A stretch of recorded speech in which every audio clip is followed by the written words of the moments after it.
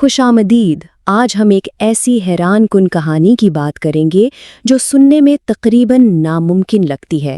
یہ کہانی ایک تجارتی کمپنی کی ہے جس نے نہ صرف تجارت کی بلکہ ایک پورے برِ صغیر پر اپنا راج قائم کر لیا۔ تو سب سے بڑا سوال یہی ہے کہ آخر یہ ہوا کیسے؟ ایک پرائیویٹ کمپنی جو ہزاروں میل دور لنڈن میں بیٹھی تھی، وہ ایک پورے برِ صغیر کی حاکم کیسے بن گئی؟ یہ کہانی صرف تلوار اور بندوق کی نہیں، بلکہ اس میں سیاست، تجارت اور چالاکی کا ایک بہت گہرا کھیل شامل ہے۔ اچھا، تو اس کہانی کی شروعات کسی فوج یا بادشاہ سے نہیں بلکہ ایک کارپوریشن سے ہوتی ہے جس کا نام تھا انگلش ایسٹ انڈیا کمپنی۔ یہ کمپنی، جیسا کہ اس کے نام سے ظاہر ہے، ہندوستان کے ساتھ تجارت کے لیے بنائی گئی تھی۔ یہ سکہ دیکھیں، یہ کسی سلطنت کا نہیں، ایک بزنس کا سکہ ہے۔ اور مزے کی بات یہ ہے کہ اس ساری کہانی کی جڑیں ہندوستان میں نہیں بلکہ برطانیہ میں شروع ہونے والے صنعتی انقلاب میں ہیں۔ اصل چنگاری وہیں سے لگی تھی۔ ذرا اس پر غور کریں۔ برطانیہ میں فیکٹریاں لگ رہی تھیں جنہیں چلانے کے لیے کپاس، نیل اور دوسرے خام مال کی شدید ضرورت تھی، اور پھر جب ان فیکٹریوں سے مال بن کر تیار ہو جاتا تو اسے بیچنے کے لیے ایک بڑی مارکیٹ بھی چاہیے تھی۔ دوسری طرف تھا ہندوستان، جہاں قدرتی وسائل کی بھرمار تھی اور کروڑوں لوگوں کی آبادی تھی۔ یہ ایک طرح سے برطانیہ کے ضرورتوں کا بہترین جواب تھا۔ تو چلیے اب دیکھتے ہیں کہ یہ معاشی بھوک آخر کار ایک تجارتی کمپنی کو سیاسی طاقت میں کیسے بدل دیتی ہے۔ یہ ٹائم لائن بتاتی ہے کہ یہ تبدیلی کتنی تیزی سے ہوئی۔ کہانی ایک چھوٹی سی تجارتی کوٹھی یعنی فیکٹری سے شروع ہوئی، پھر کلکتہ جیسے شہر بسا کر قلعے بنائے گئے، اور پھر آیا 1757۔ پلاسی کی جنگ ایک فیصلہ کن موڑ تھا۔ اس جنگ کے بعد کمپنی صرف تاجر نہیں رہی بلکہ بنگال جیسے امیر ترین صوبے کی حکمران بن گئی۔ اور اس وقت کی صورتحال سمجھنا بھی ضروری ہے۔ ہندوستان اس وقت کوئی ایک ملک نہیں تھا جیسا کہ ہم آج سوچتے ہیں، بلکہ یہ چھوٹی چھوٹی ریاستوں اور راجواڑوں میں بٹا ہوا تھا جو اکثر آپس میں ہی لڑتے رہتے تھے۔ کمپنی نے اس اندرونی پھوٹ کا بھرپور فائدہ اٹھایا۔ تو یہاں یہ بات سمجھنا بہت ضروری ہے کہ یہ سب کچھ صرف فوجی طاقت سے نہیں ہوا۔ انگریزوں نے اپنے کنٹرول کو پھیلانے کے لیے فوجی طاقت کے ساتھ ساتھ بہت ہوشیار سیاسی طریقے بھی استعمال کیے۔ ان کی حکمت عملی 3 ستونوں پر کھڑی تھی۔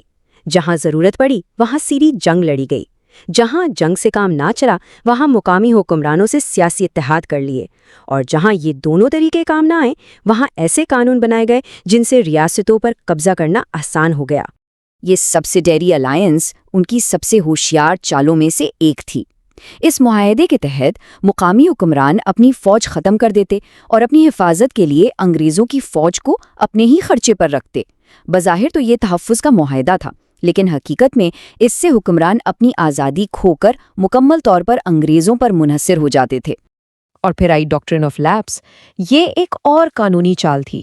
اس پالیسی کے مطابق اگر کسی حکمران کی اپنی کوئی اولاد نہ ہوتی اور وہ بغیر وارث کے مر جاتا تو اس کی ریاست پر کمپنی کا قبضہ ہو جاتا۔